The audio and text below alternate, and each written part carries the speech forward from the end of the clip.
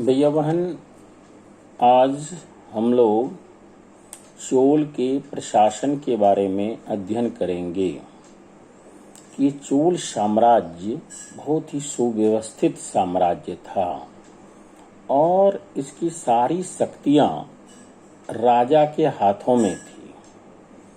इसको और ज़्यादा सुव्यवस्थित रूप से चलाने के लिए साम्राज्य को प्रांतों में विभाजित किया गया था, जिसे मंडलम कहा जाता था।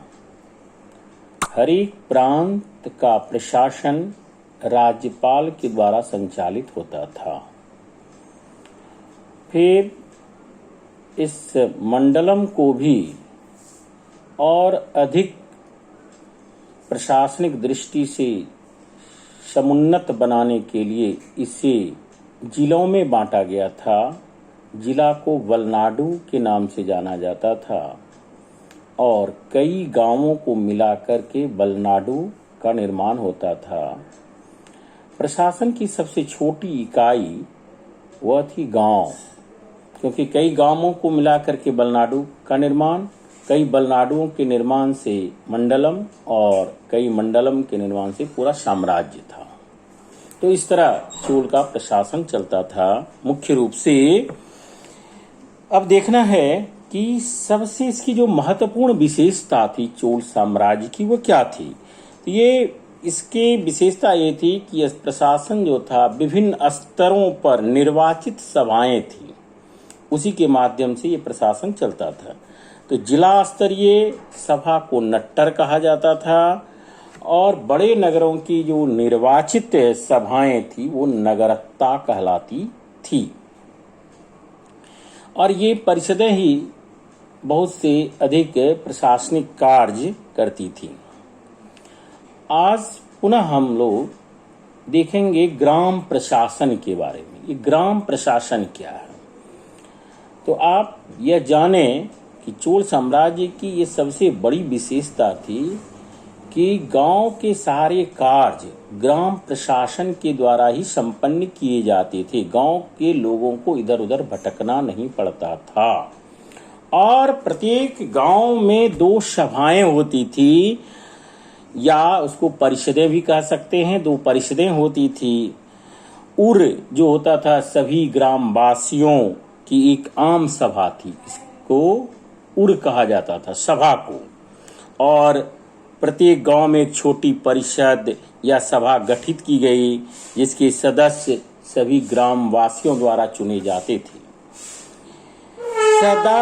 सभा के जो सदस्य होते थे वो वास्तव में पढ़े लिखे होते थे, भूमि का स्वामी होता था और प्रशासनिक मामलों का जानकार होना उसके लिए जरूरी था। अनपढ़ व्यक्ति जो होता था वह सभा का सदस्य नहीं बन सकता था।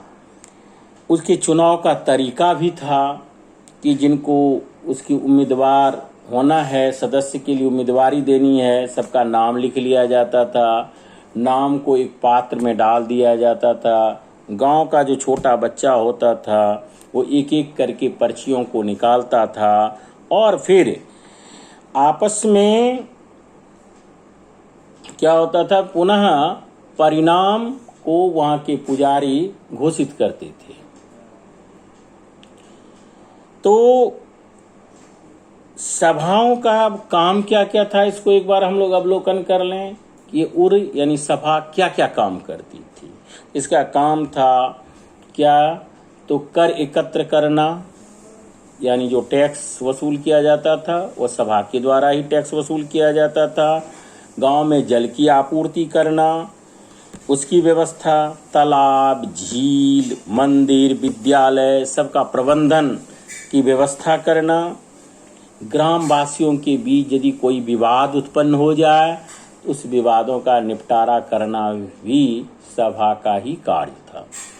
इस प्रकार हम देखते हैं कि गांववासी किसी समस्या को लेकर के उन्हें बाहर जाने, वलनाडु प्रांत या राजा के पास जाने की आवश्यकता नहीं थी। गांववासी अपनी सहायता खुद करते थे और इनके लिए जो पैसा वगैरह की आवश्यकता होती थी तो वह खुद ही गांव से इस कर के वसूली के माध्यम से इसकी पूर्ति कर लेते थे। तो एक बहुत बड़ी विशेषता है चोल साम्राज्य की ये ग्राम प्रशासन। धन्यवाद भैया बहनों, आज यहीं तक।